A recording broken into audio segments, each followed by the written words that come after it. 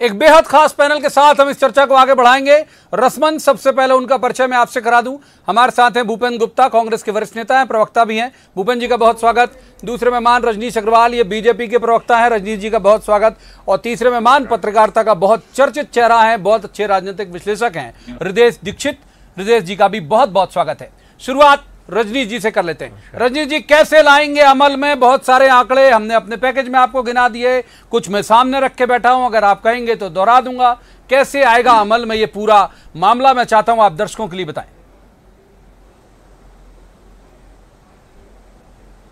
देखिए, बहुत क्रांतिकारी कदम आदरणीय मुख्यमंत्री शिवराज सिंह चौहान जी ने उठाया है। मध्य प्रदेश के मूल निवासियों को ही 100% रोजगार सरकारी नौकरियों के तौर पर देने का। और रही बात आप जो कह रहे हैं, कानूनी जो अड़चने हैं, बाधाएं हैं, सुप्रीम कोर्ट के कोई फैसले हैं, उन सब के मद्देनजर ही कानून बनाने की बात कही है। वरना गजट नोटिफिकेशन से आसानी से हो जाता, कोई नीति बनाने से आसानी से हो जाता।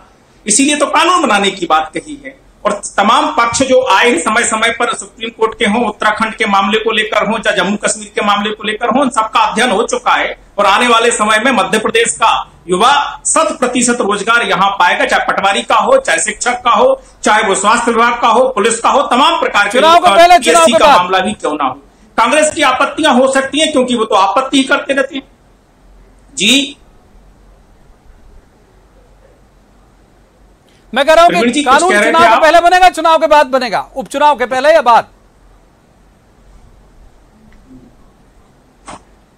देखते जाइए, इंतजार करिए। आपको कानून और तमाम जो प्रक्रियाएं हैं, प्रशासनिक प्रक्रियाएं हैं, वो आपको होते हुए दिखाई पड़ेंगी। थोड़ा सा इंतजार कीजिए। डेट अभी तय नहीं है, डेट फाइनल नहीं है, डेट के लिए तैयार इंतजार करिए। दूसरे मेहमान आऊंगा सर, आऊंगा रजनीश जी, आऊंगा। भूपेंद्र गुप्ता जी का रुख कर लेते हैं। भूपेंद्र जी, ये बहुत क्रांतिकारी कदम है और कमलनाथ जी आपकी पार्टी की तरफ से जो बड़े नेता हैं, पूर्व मुख्यमंत्री हैं, उन्होंने ट्वीट करके क्रेडिट लिया कि ये तो हमारी राह पर चल रही है, हम पहले ही कर चुके थे, और ये कह रहे हैं कि इनका क्रांतिकारी कदम है ये।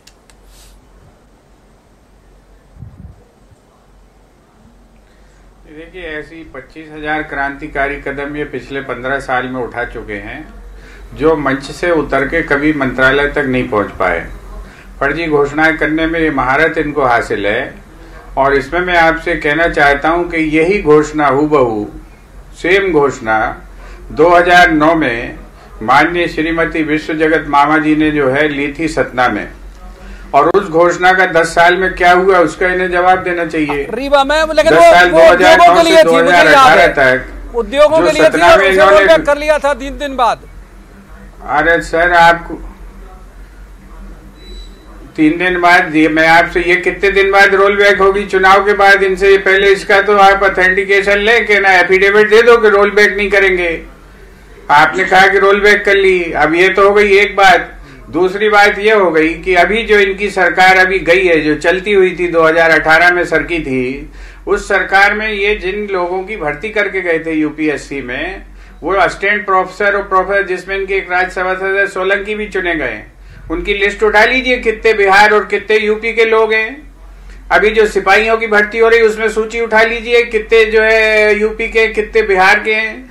जनता को धोखा देना, फर्जी घोषणाएं करना और झूठ का एक जो है बड़ा व्यापार करना, ये इनकी जो है फितरत का हिस्सा है। इसको आप जो है इसको धरातल सुनिए आप में।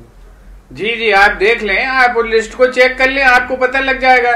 तो ये जो है ये किसको भरमाने के लिए हो रहा है? 15 साल मध्य प्रदेश की 2016 में जब इनकी पोल खुल गई कि ये लोगों को कोई रोजगार नहीं दे पाए, तो इन्होंने रोजगार के आंकड़े जो है आर्थिक सर्वेक्षण में छापना बंद कर दिए। ये दो साल से आंकड़े छापे नहीं गए। जब इनकी पोल खुली कि ये लोगों को रोजगार दे नहीं पा रहे, तो इन्होंने रोजगार कार्यालय बंद कर दिए। और जो है रोजगार कार्यालय बंद करने के बाद जब अभी हमारी सरकार ने इनको शुरू किया, तब नए रजिस्ट्रेशन होना शुरू हुए। 23 लाख बेरोजगार लोग रजिस्टर्ड थे जब इन्होंने रोजगार कार्यालयों को बंद किया। आज आपने बताया कि लगभग 5 लाख लोग फिर से रजिस्टर हो गए हैं। तो आप समझें कि 28 लाख रोजगार तो जो है रजिस्टर्ड घूम रहे हैं इस प्रदेश में। और अभी 16,000 नियुक्तियां होनी है टीचर्स की। ठीक है, इनमें हिम्मत है, निकाले नोटिफिकेशन, हम इनका स्वागत करेंगे और कहेंगे इसमें केवल मध्य प्रदेश के लोगों को। अभी हम तीसरे मेहमान का रुख करेंगे। बहुत अच्छे राजनीतिक विश्लेषक हैं, वरिष्ठ पत्रकार हैं हृदय जी। आता हूं, आऊंगा रजनीश जी, अंताक्षरी हो जाएगी नहीं तो आप दोनों के बीच। तीसरे मेहमान का रुख कर लेते हैं। हृदय जी बहुत अच्छे राजनीतिक विश्लेषक हैं। हृदय जी, आपने महाराष्ट्र वाला मसला भी देखा, वो जो जिसका जिक्र कर रहे हैं भूपेन जी, तब भी आपने देखा होगा, उन्होंने एक पॉलिटिकल रैली में कहा था कि यहां जो उद्योग लगेंगे उसमें हमारे लोगों को वरीयता दी जाएगी, और जैसे ही बवाल हुआ तो 2-1 दिन बाद उन्होंने रोल बैक कर लिया। आज तो एज सीएम अनाउंस किया है उन्होंने कि वो करेंगे। मैं चाहता हूं कि आप विश्लेषित करें। एक फैक्ट आपको जल्दी से बता देता हूं कि हर 6वें घर में एक युवा बेरोजगार है, एक रिपोर्ट के मुताबिक। हर 7वें घर में एक शिक्षित युवा बेरोजगार है। तो क्या ये एक तरह से उनको लुभाने की कोशिश है हृदय जी?